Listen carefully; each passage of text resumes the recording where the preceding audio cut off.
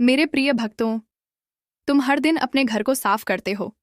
कभी झाड़ू लगाते हो, कभी पोछा, कभी सामान इधर उधर से समेटते हो। तुम सोचते हो कि यह केवल धूल मिट्टी हटाने का काम है।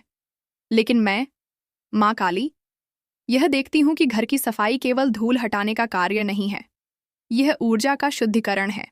जैसे तुम्हारा शरीर स्नान से पवित्र होता है, वैसे ही तुम्हारा घर सफाई से पवित्र होता है।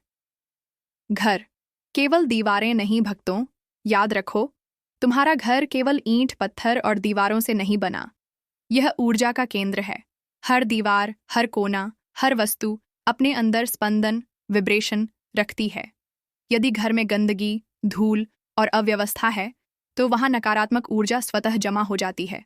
और यदि घर शुद्ध, सुव्यवस्थित और प्रकाशमय है, तो वहां सकारात्मक ऊर्जा का प्रवाह होता है। सफाई और मन की स्थिति। भक्तों, घर की सफाई केवल बाहर का काम नहीं, यह तुम्हारे मन को भी प्रभावित करती है। गंदा घर, मन भारी, चिंता और आलस्य। साफ घर, मन प्रसन्न, हल्का और उत्साही। यही कारण है कि जब तुम साफ सुथरे स्थान पर बैठते हो, तो ध्यान सहज होता है, और जब अव्यवस्था में बैठते हो, तो मन भटकता है। सफाई का आध्यात्मिक महत्व। 1. नकारात्मक ऊर्जा का नाश।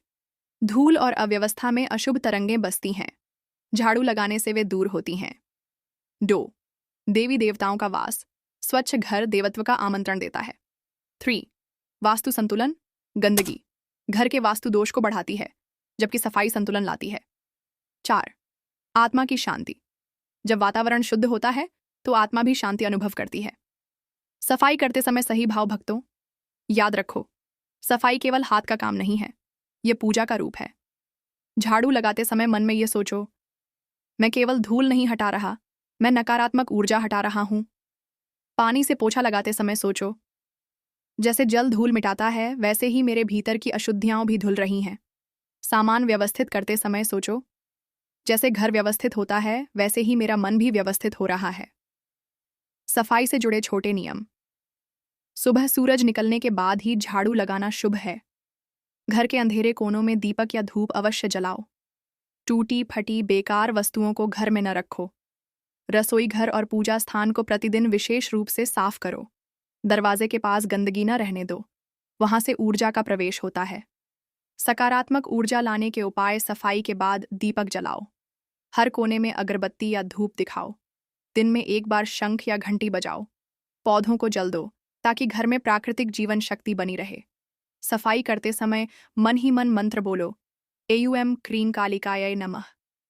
यह सब तुम्हारे घर को केवल साफ नहीं करेगा, बल्कि ऊर्जा से भर देगा।